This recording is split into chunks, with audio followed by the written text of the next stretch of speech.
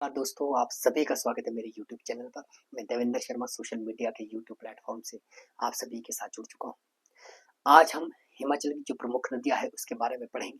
उनमें से भी मुख्य तो सतलुज और ब्यास नदी के बारे में पढ़ेंगे कि कौन कौन से हाइड्रो प्रोजेक्ट उस पर बने हैं, राइट, कौन कौन से डैम उस पर बने हैं और उन हाइड्रो प्रोजेक्ट की कैपेसिटी क्या है। इन सब का आज हम डिस्कस करेंगे इस वीडियो के माध्यम से, राइट। तो अंत तक आप मेरे साथ बने रहिएगा। अगर ये वीडियो आपको अच्छी लगे तो लाइक कीजिएगा, शेयर कीजिएगा और सब्सक्राइब कीजिएगा। तो शुरू करते हैं दोस्तों। सतलुज, राइट, सभी को पता है इसका उद्गम स्थल जो है, उद्गम स्थल लिखने की जरूरत वैसे है नहीं लेकिन मैं लिख रहा हूँ, सभी को पता है राक्सताल झील है। राक्सताल झील कहाँ पर है? तिब्बत में। ये बहुत बेसिक चीज है, राइट, इसको लिखने की जरूरत है लेकिन मैं बता रहा हूँ, एक्सप्लेनेशन कर रहा हूँ, राइट। राक्सताल झील तिब्बत में। तो इंपॉर्टेंट क्वेश्चन है कि हिमाचल में कहाँ प्रवेश करती है? शिप्की दर्रा, राइट, शिप्की दर्रा है वहां पर, ये इस दर्रे के में ये प्रवेश करती है हिमाचल में, शिप्की दर्रे में, राइट, प्रवेश करती है, राइट। जेबीटी टैट में कई बार ये क्वेश्चन आता है। अब इंपॉर्टेंट है इसकी सहायक नदियां कौन सी है, ये इसलिए इंपॉर्टेंट है कि यहाँ से अलाइड में क्वेश्चन आता है, एचएस में क्वेश्चन आता है और नायब तहसीलदार के एग्जाम में क्वेश्चन आता है, राइट। शायद जेबीटी टैट में क्वेश्चन नहीं आता है लेकिन इन एचएस है नायब तहसीलदार में क्वेश्चन जरूर आता है। सहायक नदियां हैं, स्पीति नदी है, बसपा है, भावा है, तुरंग है, तुरंग खड है, राइट, इमला व बिमला है, इमला व बिमला, रूपी खड है, रूपी खड है, नौटे खड है, राइट। ये मुख्य तो है, जो कुछ खड्डे है कुछ नदियां हैं, मुख्य तो इसकी सहायक है, राइट। इसमें इंपॉर्टेंट क्या है, जो आपकी इमला व बिमला नदी है। 2018 का लाइट का क्वेश्चन पेपर देख लो, यहाँ से क्वेश्चन आया कि इमला और बिमला मुख्य तो किस नदी की सहायक नदी है। ये क्वेश्चन क्यों पूछा जाता है? क्योंकि ये जो नदियां हैं ये कहाँ से, करसोग की पहाड़ी से निकलती है, राइट। तो हमारे माइंड में क्या आता है कि मंडी से निकलती है तो शायद ब्यास नदी की ट्रिब्यूटरी होगी, इसलिए बार बार ये क्वेश्चन किया जाता है। लेकिन आप ध्यान रखिए कि इमला और बिमला किसकी सहायक नदी है? सतलुज नदी की सहायक नदियां है, राइट। अब आगे चलते हैं, इस पर कौन कौन से हाइड्रो प्रोजेक्ट। उससे पहले मैं बता दूं, जो स्पीति नदी है, संगम, स्पीति नदी है, संगम, स्पीति नदी और स्पीति नदी व सतलुज, राइट, सतलुज का संगम कहाँ पर होता है? खाबो नामक जगह पर होता है, खाबो, राइट। ये जेबीटी में ये वाला क्वेश्चन बहुत इंपॉर्टेंट है जेबीटी के पर्पज से, राइट। और बसपा नदी कहाँ मिलती है? बसपा व सतलुज का कहाँ पर होता है? सतलुज, राइट, कहाँ पर होता है? करछम, ये इंपॉर्टेंट है, राइट। जेपीटी में इस तरह के क्वेश्चन आते हैं कि कहाँ पर इनका संगम होता है। अब आगे चलते हैं, कौन कौन से हाइड्रो प्रोजेक्ट इस पे बने, बहुत इंपॉर्टेंट है, जो हर एग्जाम में आते हैं, ना केवल एचएएस में, अलाइड में, नायब तहसीलदार में, जेबीटी में भी, टीजीटी में भी यहाँ से क्वेश्चन आते हैं, इवन की जेओएआईटी में भी यहाँ से क्वेश्चन आते हैं। मैंने 2016 या 17 में एचआरटीसी का जो कंडक्टर था उसमें भी, जो उसका एग्जाम था उसमें भी यहाँ से बहुत सारे क्वेश्चन आए थे हाइड्रो प्रोजेक्ट के, राइट। तो ध्यान से दीजिएगा, हाइड्रो प्रोजेक्ट थे सबसे पहले Baspa hydro project, Baspa hydro project, hydro project को हम एक्सप्लेन करेंगे, बसपा हाइड्रो प्रोजेक्ट को करेंगे, राइट। 1992 में हिमाचल प्रदेश की जो गवर्नमेंट है उसने क्या किया था, इसको अप्रूव किया था, राइट। और 2003 में इसने क्या कर दिया, उत्पादन करना भी शुरू कर दिया, उत्पादन होना शुरू हो गया 2003 में, राइट। इस हाइड्रो प्रोजेक्ट की कैपेसिटी कितनी है? कैपेसिटी कितनी है? 300 मेगावाट। बहुत ही इंपॉर्टेंट क्वेश्चन है, ये सभी एग्जाम में आता है, राइट। कितनी है? 300 मेगावाट। बसपा हाइड्रो प्रोजेक्ट की कितनी है? 300 मेगावाट कैपेसिटी है इसकी, राइट, बिजली उत्पादन करने की, राइट। ये जो बसपा हाइड्रो प्रोजेक्ट है ये पहला ऐसा हाइड्रो प्रोजेक्ट है पूरे इंडिया का, हिमाचल का नहीं, पूरे इंडिया का, जो प्राइवेट सेक्टर के अधीन बना था, पहला ऐसा प्रोजेक्ट है, राइट, प्राइवेट सेक्टर के अधीन बना था। इससे पहले क्या होता था कि जितने भी हाइड्रो प्रोजेक्ट होते थे वो गवर्नमेंट खुद बनाती थी, राइट, इसको प्राइवेट इसकी कंपनी को नहीं देते थे, लेकिन ये पहला ऐसा, भारत का पहला ऐसा हाइड्रो प्रोजेक्ट है जो प्राइवेट सेक्टर ने बनाया था, राइट। तो आई होप ये आपको समझ आ गया होगा, और जो नायब तहसीलदार और एचएएस की तैयारी कर रहे हैं उनके लिए भी I think Baspa hydro project इतना सी एक्सप्लेनेशन एनफ है, राइट। अब आगे चलते हैं, सेकंड, संजय विद्युत परियोजना, राइट, संजय विद्युत परियोजना, संजय विद्युत परियोजना। संजय विद्युत परियोजना जो है ये किस नदी पर बनी है? भावा नदी पर बनी है, भावा नदी पर बनी है, राइट। 1989 और 90 में इसको बनाया गया था, राइट। ये कैसी है? भूमिगत भूमिगत भूमिगत विद्युत परियोजना है। ये ध्यान में रखिएगा, ये जेबीटी में भी ये क्वेश्चन आता है हर एग्जाम में कि भूमिगत परियोजना कौन सी है। तो भूमिगत विद्युत परियोजना कौन सी है? संजय विद्युत परियोजना जो भावा नदी पर बनी है, राइट, 1989 और 90 में बनी थी, वो क्या है? भूमिगत विद्युत परियोजना है, राइट। जो इसकी कैपेसिटी है, क्षमता कितनी है, इसकी क्षमता कितनी है, राइट, वो 120 मेगावाट बिजली उत्पादन करती है संजय विद्युत परियोजना, राइट। आई होप ये कॉन्सेप्ट भी आपको समझ आ गया होगा। अब नेक्स्ट चलते हैं। नेक्स्ट जो है बहुत ही इंपॉर्टेंट है, बहुत ही इंपॉर्टेंट, नाथपा झाकड़ी, आपने सुना भी होगा, नाथपा झाकड़ी परियोजना, राइट, नाथपा झाकड़ी परियोजना, राइट। 1993 में काम करना शुरू हुआ था, 1993 में, राइट। 2004 में वर्क क्या हुआ था? कंप्लीट हुआ था। ये एक्सप्लेनेशन में दे रहा हूँ एलाइड सर्विसेज के लिए, मैं बार बार कह रहा हूँ, और एचएस के लिए, उनके लिए जरूरी है कि वो कंप्लीट एक जो परियोजना में होता है, जो प्रोजेक्ट बनता है, उसकी कंप्लीट नॉलेज हो। तो 2093 में शुरू हुआ था, 2004 में कंप्लीट हुआ, राइट। इसकी कैपेसिटी कितनी है? कैपेसिटी कितनी है इसकी? 1500 मेगावाट है, राइट। जो डैम है, जो डैम बनाया गया है, उसकी हाइट कितनी है? हाइट कितनी है? लगभग 60.5 मीटर है, बहुत जरूरी है, राइट, एचएस और अलाइड या नैप टेस्ला एस्पिरेंट्स के लिए, राइट। हाइट कितनी है? 60.5। अब देखो शेयर की अगर मैं बात करूं, शेयर क्या है? लगभग 56% जो है वो गवर्नमेंट ऑफ इंडिया का है, गवर्नमेंट ऑफ इंडिया का है, राइट। अगर मैं 26.85, I think 26.85 government of Himachal Pradesh है, राइट। और मैं बात करूं 18.5 लगभग किसका है? पब्लिक का है, राइट, पब्लिक का है ये शेयर है, राइट। तो नाथपा झाकड़ी परियोजना जो थी 1993 में शुरू हुई थी, 2004 में कंप्लीट हुई थी। कैपेसिटी 1500 मेगावाट है, डैम की हाइट 60.5 मीटर है, right. Share 56% government of India का है, 26.85 गवर्नमेंट ऑफ हिमाचल का और 18.5% पब्लिक का है, राइट। इसको आप थोड़ा सा एक बार देख लीजिएगा। आगे चलते हैं, राइट। आगे हम बात करेंगे सतलुज नदी पे एक डैम बना है, कोल डैम, आपने भी सुना होगा, राइट। कोल डैम कहां पर बना है? कोल डैम बना कहां पर है? बिलासपुर जिले में बना हुआ है, बिलासपुर जिले में बना हुआ है, राइट। 2000 में इसकी आधारशिला रखी गई थी, 2004 में काम करना शुरू हुआ था, स्टार्ट हुआ था। वर्क स्टार्ट कब हुआ था इस पर? स्टार्ट हुआ था 2004 में, वर्क स्टार्ट हुआ था इस पर 2004 में, और 2015 में ये बनकर बिल्कुल तैयार हुआ था, राइट। इसकी कैपेसिटी कितनी है? 800 मेगावाट इसकी कैपेसिटी है, राइट। और जो डैम है, उस पर जो डैम बना है उसकी हाइट कितनी है? इसकी हाइट कितनी है, राइट। इसकी हाइट लगभग 167 मीटर, राइट, मीटर, यानी 167 मीटर है। तो ये पता होना चाहिए आपको कि कोल डैम बिलासपुर में है। 2004 में स्टार्ट हुआ था वर्क, 2015 में कंप्लीट हुआ। 800 मेगावाट की कैपेसिटी है इसकी, राइट। जो विद्युत कैपेसिटी वो 800 मेगावाट है, राइट। डैम की हाइट 167 मीटर है, राइट। अब वहां पर कंदरौर पुल है, आई थिंक लिखने की जरूरत नहीं है, सतलुज नदी पर बना हुआ है, राइट।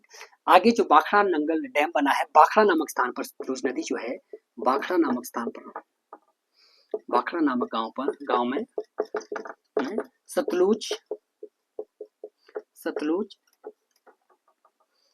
पंजाब में प्रवेश कर जाती है, पंजाब में प्रवेश कर जाती है। तो ये इंपॉर्टेंट था सतलुज नदी का कि उसकी ट्रिब्यूटरी कौन सी है, उस पर कौन से डैम बने हैं, कौन सी विद्युत परियोजनाएं चली है। आई होप ये कॉन्सेप्ट आपको समझ आया होगा।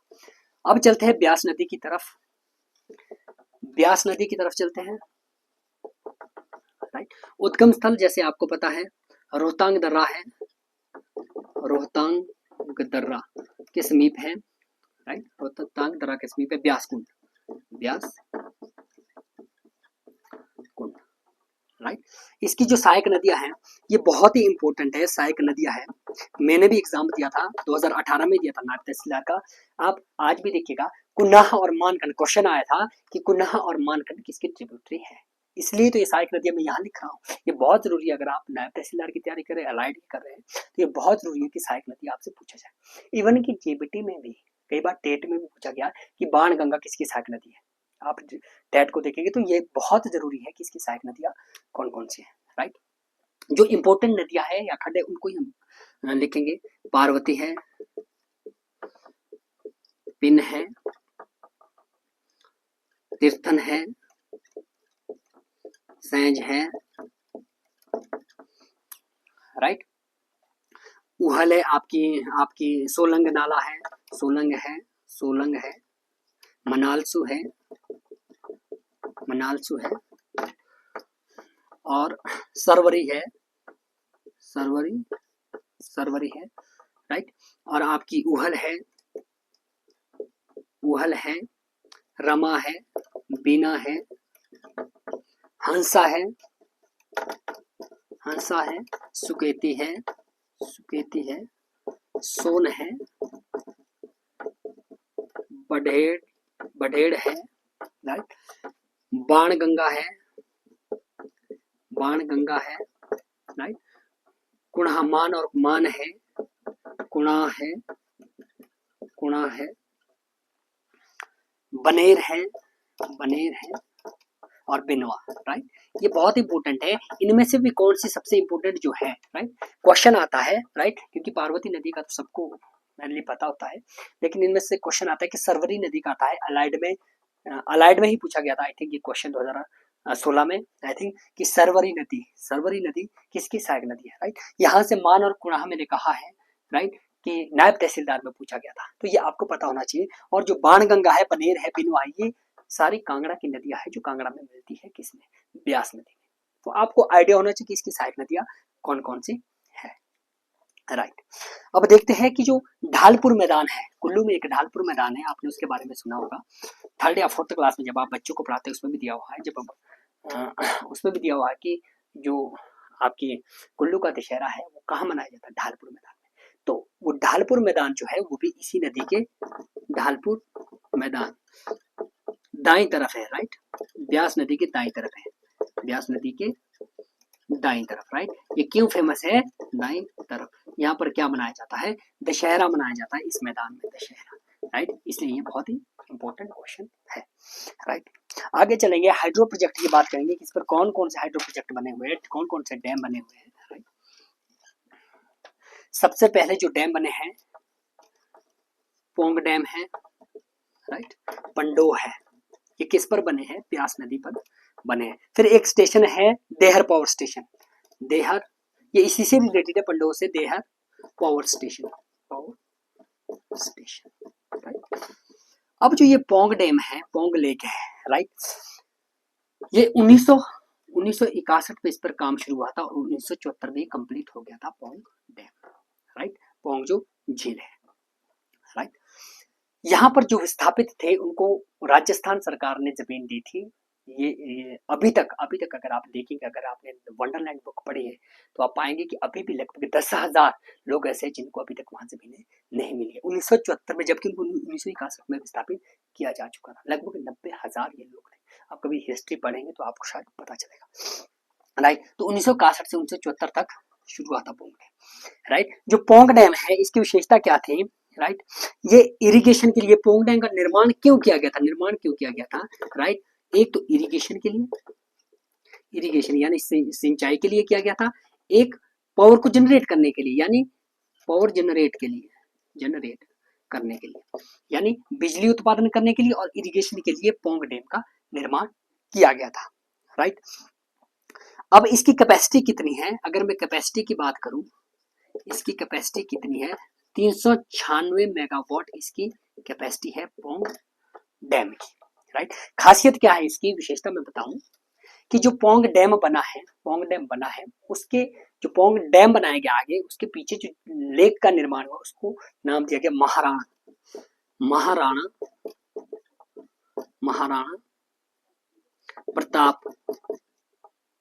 प्रताप झील, राइट।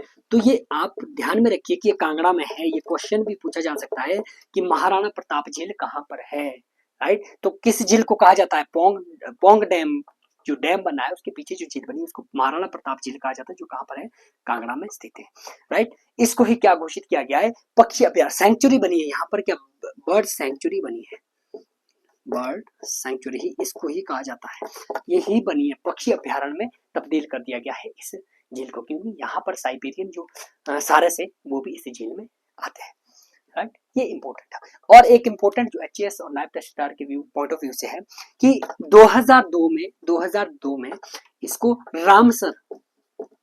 रामसर साइट घोषित किया गया था, रामसर साइट घोषित किया गया था, घोषित किया गया था 2016 में। अगर आपने एचएएस का अगर क्वेश्चन पेपर देखेंगे तो वहां पर एक क्वेश्चन आया है, राइट, कि रामसर जो कन्वेंशन हुआ था तो कहां पर हुआ था, किस देश में हुआ था, राइट, ये क्वेश्चन आया हुआ था।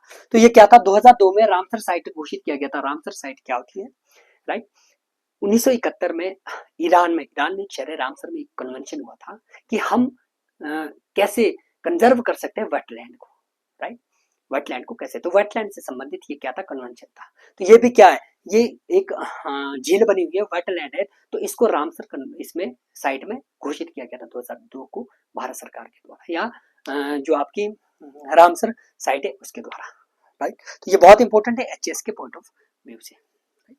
नेक्स्ट की तरफ चलते हैं, पंडोह डैम, राइट। अब पंडोह डैम की तरफ चलते हैं। जो पंडोह डैम है, पंडोह डैम का निर्माण 1977 में किया गया था, राइट।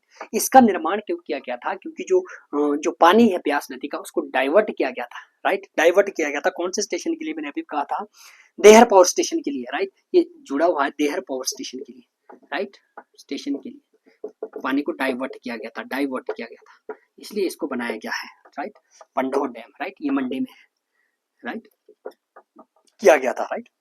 इसकी जो देहर पावर स्टेशन है, यहाँ आप पंडोह डैम, इसकी जो कैपेसिटी है वो लगभग कितनी है, 990 मेगावाट है, 990 मेगावाट है, राइट।